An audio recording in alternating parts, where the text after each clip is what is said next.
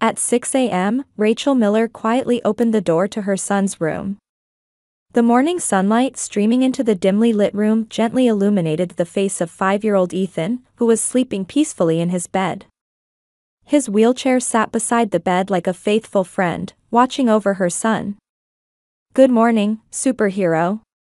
Let's make today another wonderful day."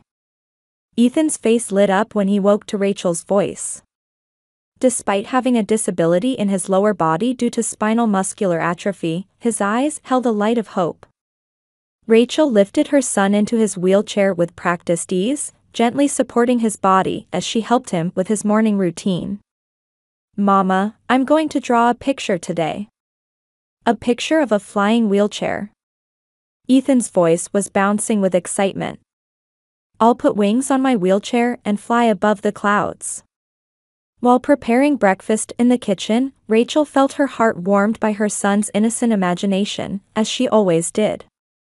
As she made toast, her mind drifted back to that day 3 years ago. Her husband David had been in a car accident on his way to buy Ethan a new wheelchair. From that day forward, she had been raising her son alone. "Mama, is Daddy watching from heaven?" Ethan suddenly asked, as if he had read Rachel's mind. "Of course he is. Daddy is always watching over Ethan." Rachel turned around and stroked her son's head. "I think Daddy is looking forward to seeing your pictures too." During breakfast, Ethan eagerly talked about the book he had read yesterday. His memory was remarkably good, and he remembered even the smallest details of the story accurately. Rachel worked as a project manager at an IT company, but her morning time with her son was a treasure beyond anything else. Just then, the phone rang. It was an urgent call from the company. She could hear her boss Johnson's voice. "Rachel, I'm sorry, but the client in Chicago wants to meet urgently. It's about the big contract, and they absolutely need your presentation. It would be a 3-day business trip. Can you go?" Rachel's hand stopped. She had never even considered spending time apart from Ethan. Her son needed special care, and his medication schedule had to be strictly managed. She looked at her son. Ethan had also noticed the change in his mother's expression and looked anxious. "I understand. However, I need to find someone who can take care of my son," Rachel answered carefully. After hanging up, Rachel sighed deeply. Work was important, but her son was more important. However, if she missed this contract, she might also lose her chance for promotion. As a single mother, financial stability was also essential for her son's future. "Ethan, Mama has to go away for work for a little while. Will you stay with Grandma and Aunt Jessica?" Rachel said while taking her son's hand. Ethan's expression clouded slightly.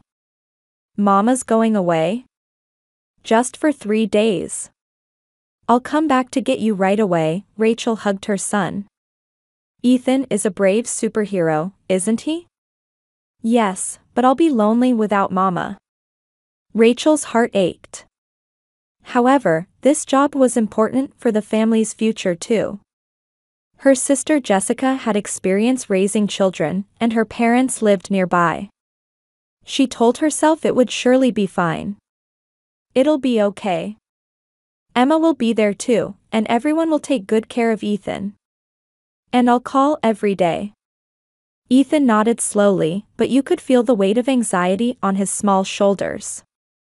Rachel felt a small uneasiness in her heart, but she smiled for her son's sake. The next morning, while loading her luggage into the car, Rachel checked several times to make sure she hadn't forgotten anything. Ethan's medication, special food, spare wheelchair parts, and the emergency contact list. Everything was necessary for her son's safety. "Mama, are you really going away?" Ethan looked up anxiously while sitting in his wheelchair. "Just for 3 days. I'll come to get you in no time." Rachel knelt down to meet her son's eye level. "Grandma and Grandpa are looking forward to seeing you." In the car on the way to her parents' house, Rachel was thinking about her sister Jessica. Jessica had married right after high school graduation and was currently raising her 10-year-old daughter Emma. On the surface, she was an understanding sister, but recently there was something different about her. When talking about Ethan's illness, she had increasingly shown reactions as if it were someone else's problem. "Mama, does Aunt Jessica like me?" Ethan suddenly asked. "Of course she does. Aunt Jessica is Ethan's precious family," Rachel answered, but she noticed that her voice lacked conviction. When they arrived at her parents' house, Jessica was already there. She greeted them at the entrance with her usual perfect smile. "Rachel. Don't worry. Leave Ethan to me." Jessica's voice was bright, but there was something artificial about it. Mother Margaret approached with a worried expression. "Rachel, are you sure this is okay? We're getting older, and Ethan's special care." "Mom, Jessica will be there too, so it'll be fine," Rachel said, but her mother's concern was well-founded. Emma appeared shyly and waved to Ethan. "Ethan, let's play together." "Yeah." Ethan's face brightened instantly. In the living room, Rachel took out Ethan's medication and detailed instruction sheet. "You must give him this morning and night. It's medication to prevent seizures, so never forget it. The timing needs to be strictly observed too." "I know. I have a child too," Jessica answered with a slightly irritated look. "You don't need to worry so much," Rachel continued while spreading out the instruction sheet. "Also, this medication should be given before meals. If his stomach is empty, absorption becomes poor. And if Ethan has convulsions, call an ambulance immediately." "Rachel, you're really neurotic," Jessica smiled wryly. "Just treat him like a normal child. Maybe Ethan becomes spoiled because you treat him so specially." Rachel was surprised by these words. "It's not special treatment. It's medically necessary care. But sometimes you need to be strict too, right?" A strange light appeared in Jessica's eyes. "To develop independence."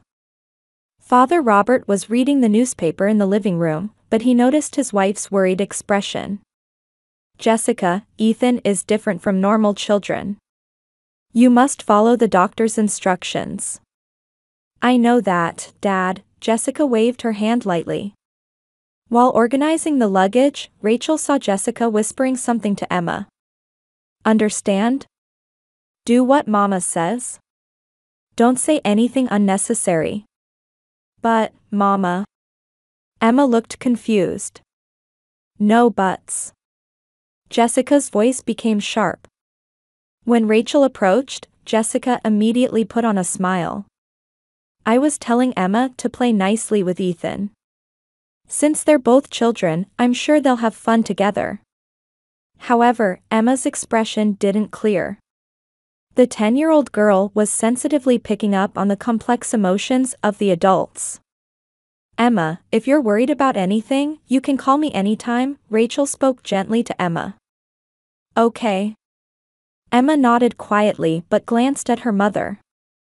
As preparations were complete and the time for parting approached, Rachel tried to explain the medication one more time.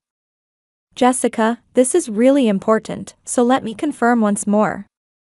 At 8 a.m. and 8 p.m. "I already know." Jessica raised her voice. "Don't you trust me? I'm a mother too." "That's not what I mean. It's just that it's a matter of Ethan's life." "How dramatic. He's not going to die from forgetting his medicine once." At these words, Rachel was speechless. Didn't Jessica understand the seriousness of her son's illness? Margaret intervened.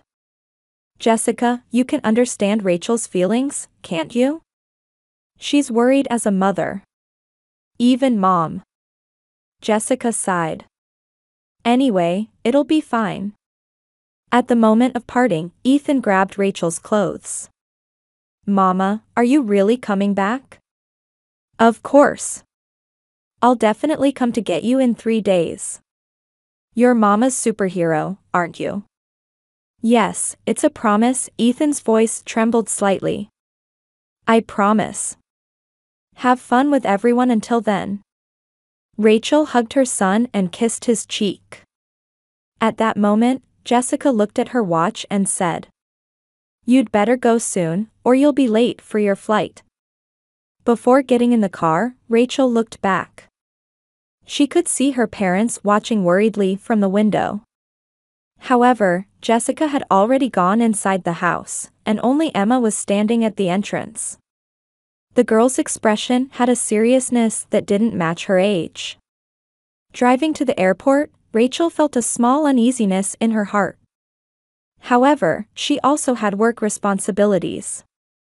Rachel shook off her anxiety.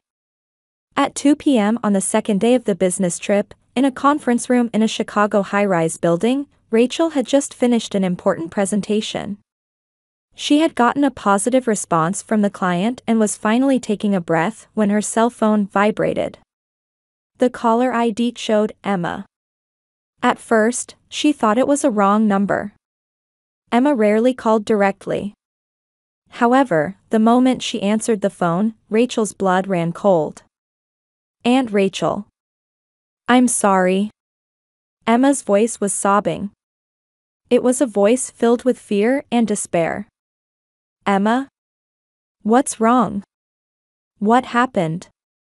Rachel asked desperately while stepping from the conference room into the hallway. "Ethan. Ethan collapsed, he's not moving." Emma's voice trembled even more. "His breathing is strange, his face is blue." Rachel's world stopped. The sounds around her disappeared, and her heart beat violently. "What happened? Did you call an ambulance?" Mama said. Mama said no. But Ethan looks like he's suffering, and his medicine too. Emma's voice cut off. Medicine? Is he getting his medicine properly? She could hear some commotion on the other end of the phone.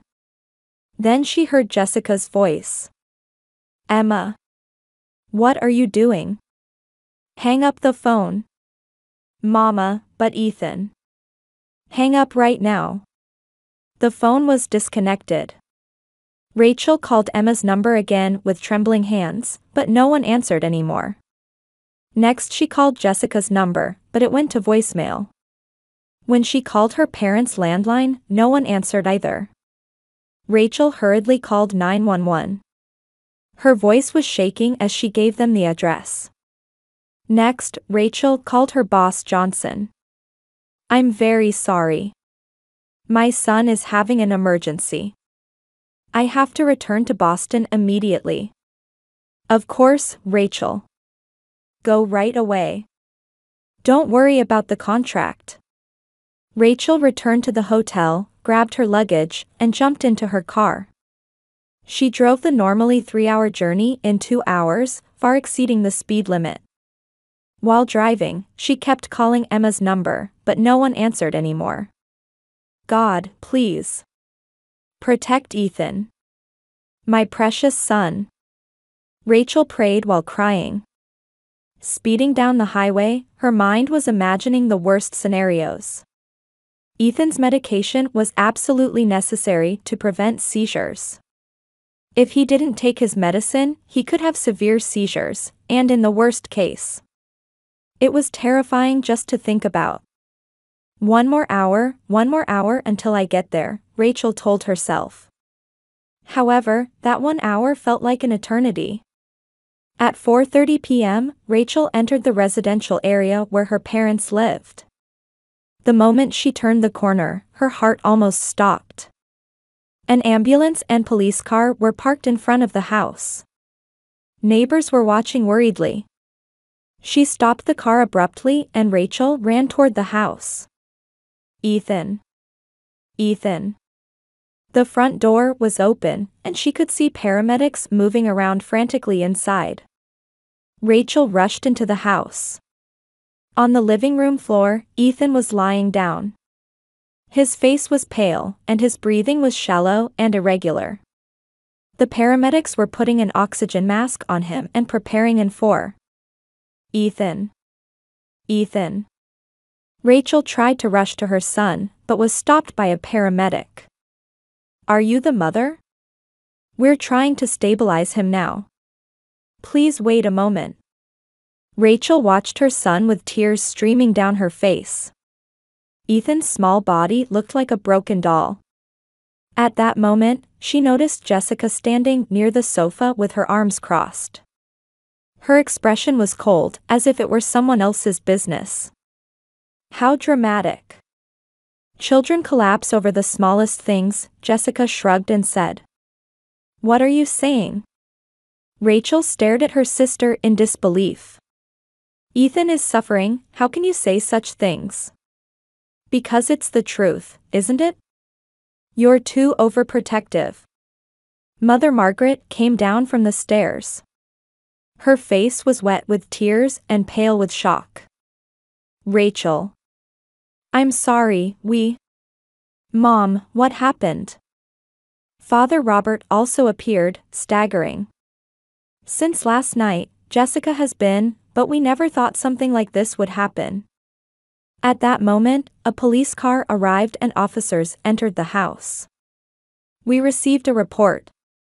Please explain the situation, an elderly officer said while looking around the room. Jessica's complexion changed. Wait, who called the police? This is a family matter. Based on the 911 call and the situation at the scene, we received a report about possible child abuse, the officer answered calmly. In the corner of the room, Emma was standing trembling. In her small hands, she was holding the medicine bottle that Rachel had given them. The bottle appeared to be empty. Little girl, did you make the phone call? A young officer spoke gently to Emma. Emma looked at her mother and then looked down. Her body was shaking with fear. The paramedic stood up. We're transporting him to the hospital. He's still unconscious, but his vital signs are stabilizing. I'm going with him, Rachel said. Of course. We need you to accompany us. Ethan was placed on a stretcher and carried to the ambulance. Rachel held her son's hand while continuing to pray in her heart. It's okay, Ethan. Mama is here. Everything's okay, now. However, inside the house, police questioning was about to begin. Emma was still clutching the medicine bottle, torn about whether to tell the truth. Jessica was still trying to justify her actions, but under the stern gazes of the officers, she gradually couldn't hide her agitation. As the ambulance drove away with its sirens wailing, a heavy silence hung over the living room of her parents' house. Sergeant Smith looked around the room and focused on the trembling girl. Emma was standing against the wall, clutching the medicine bottle in her small hands. Little girl, did you call 911? Sergeant Smith knelt down to meet Emma's eye level and spoke gently. Emma glanced at her mother and looked down again. Jessica's sharp gaze was glaring at her daughter. Emma, don't say anything unnecessary, Jessica warned in a low voice. Ma'am, please let your daughter speak, Officer Johnson intervened. Emma, can you tell us what happened? You haven't done anything wrong, so don't worry. Tears overflowed from Emma's eyes. She remembered the sight of Ethan lying on the floor and her body shook. It was too heavy a decision for a 10-year-old girl. However, when she remembered Ethan's suffering face, she mustered her courage. Mama told me to hide Ethan's medicine. Emma's voice was small and trembling. Emma. Jessica shouted sharply. What are you saying? Ma'am, please be quiet, Sergeant Smith sternly stopped her. Emma, continue. Emma wiped her tears and held out the medicine bottle she had been clutching. Since last night, Mama said not to give him his medicine. She said, it's an incurable disease anyway, so medicine is useless. Margaret gasped. Jessica, surely not. And she made me hide the medicine. But this morning Ethan looked like he was suffering. Emma's voice trembled even more. His body was convulsing, and he was foaming at the mouth. It was so scary. Robert staggered and sat down in a chair. What a terrible thing. Jessica stood up defiantly. But it's not fair. You can always work, and everyone sympathizes with you. Poor single mother, everyone helps you. I'm just a housewife. No one even looks at me. With Rachel absent, Jessica's true nature was being revealed. The officers listened carefully to her words while being surprised. Mike is always at work and never home. At Emma's school, I'm just Emma's mom. But Rachel is different. As a hardworking single mother, everyone respects her. Jessica's voice gradually became shrill. So you did this to an innocent child? Sergeant Smith looked incredulous. Innocent? Jessica laughed. Because of that child, Rachel gets special treatment.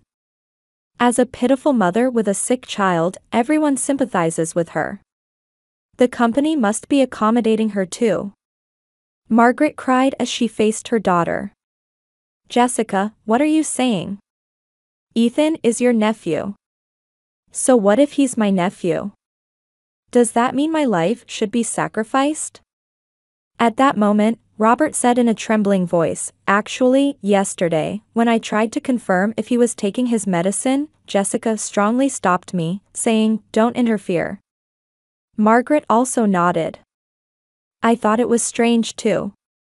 When Emma asked about medicine time, Jessica said, it's already done, but I never thought something like this would happen. Emma continued while crying, even when Grandpa and Grandma were worried, Mama said, you stay out of this. And she told me, don't tell anyone, but Ethan looked like he was suffering. You did the right thing. Officer Johnson put his hand on Emma's shoulder. You were very brave. At that moment, Sergeant Smith's radio crackled. This is headquarters. Report from the hospital. The patient's condition is stable. According to the doctor's diagnosis, he has not taken his necessary medication for more than 48 hours. Jessica's face turned pale. But he didn't die, did he? Ma'am, your child was one step away from death. Sergeant Smith's voice was ice cold. According to the doctor, if it had been a few hours later, it would have been irreversible. An additional report from the hospital came over the radio. The patient has progressive spinal muscular atrophy, and the prescribed medication is essential for maintaining respiratory function. Discontinuation of the medication caused severe respiratory distress and muscle weakness. Jessica leaned against the wall. The weight of reality was finally beginning to dawn on her. Emma, let me ask again, did your mother tell you not to give Ethan his medicine? Sergeant Smith confirmed. Yes. Emma nodded quietly. She said, hide the medicine and don't tell anyone. But Ethan gradually became less energetic. Last night he couldn't sleep at all. And this morning? After breakfast, he suddenly started convulsing. I got scared and tried to call 911, but Mama stopped me, but Ethan's face turned blue, so I secretly called Aunt Rachel. Margaret hugged Emma. You did well, Emma. You saved Ethan. Sergeant Smith took out handcuffs. Jessica Harris, I'm arresting you on charges of child abuse and attempted murder. You have the right to remain silent. Anything you say can be used against you in court. You're kidding, right? It was just a little prank. Jessica tried to resist but was handcuffed. I didn't do anything wrong. Stopping medication is a prank? Officer Johnson said incredulously. This child has a life-threatening illness. You deliberately interfered with medically necessary treatment. But I was suffering too. No one understands my feelings. Does that justify putting Ethan in danger? Sergeant Smith asked calmly. Because of your jealousy, a 5-year-old child almost died. Just before being taken away, Jessica shouted at Emma. Emma! How could you betray your mother? Emma was crying in her grandmother's arms, but she looked up at her mother. Mama, Ethan didn't do anything wrong. Why did you make him suffer? Jessica couldn't answer this pure question from the 10-year-old girl. After the police vehicles left, deep silence returned to the house. Robert and Margaret couldn't accept the terrible act their daughter had committed. Emma sat by the window, looking toward the hospital. Will Ethan be okay? He'll be fine, Margaret hugged her granddaughter. Because you were so brave, Ethan was saved. But Mama, your mother did something wrong. But that's not your fault. You did the right thing. At the hospital, Ethan regained consciousness safely the next morning. In his ICU bed, he opened his eyes thinly and looked at Rachel. Mama. It was a weak voice, but it was definitely Ethan's voice. Ethan. Rachel gripped her son's hand and cried. It's okay, now. Mama is here. Dr. Parker, the attending physician, approached.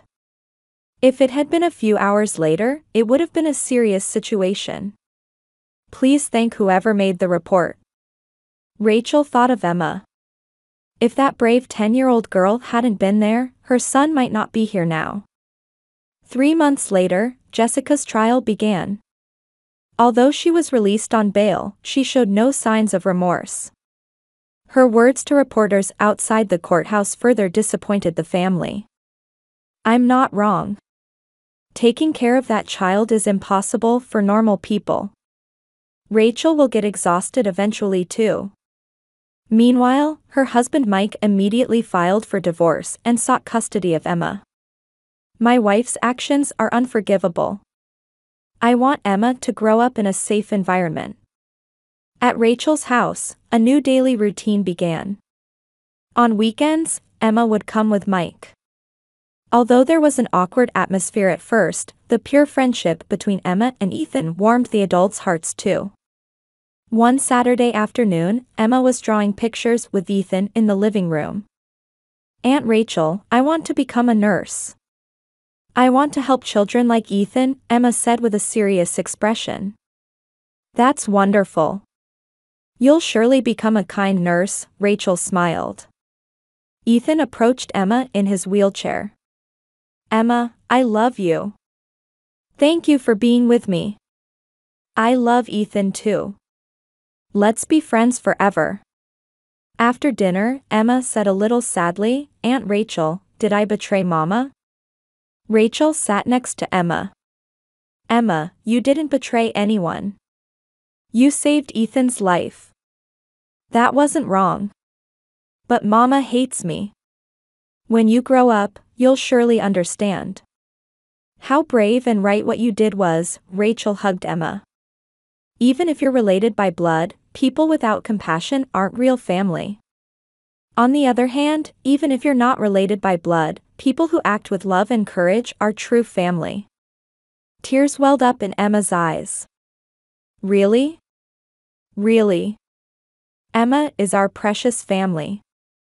The following spring, Jessica received a suspended sentence. However, she continued to justify her actions until the end. Meanwhile, Emma had started a new life with Mike, but spent every weekend with Rachel and Ethan. Grandparents Robert and Margaret also tried to ease their guilt by taking care of Emma.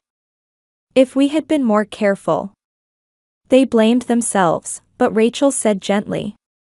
Dad, Mom, you're not to blame. Because Emma was there, everyone was saved. One day, Ethan asked Rachel, Mama, can I play with Emma again? Of course. Emma is our precious family, Rachel stroked her son's head. Outside the window, a new spring was about to begin. Cherry blossom petals danced in the wind, announcing the arrival of a hopeful season. Rachel thought to herself, Family isn't just about blood ties. The bonds of the heart that care for each other, extend help in times of trouble, and have the courage to do the right thing, that's the true proof of family. Emma's courageous action saved Ethan's life, and she herself came to be surrounded by the love of a new family. And Rachel learned too, true family is bound not by blood relations, but by bonds tied together with love, trust, and hearts that protect each other. From the living room came the joyful laughter of Ethan and Emma. That sound was a melody filled with hope, promising a happy future for their new family.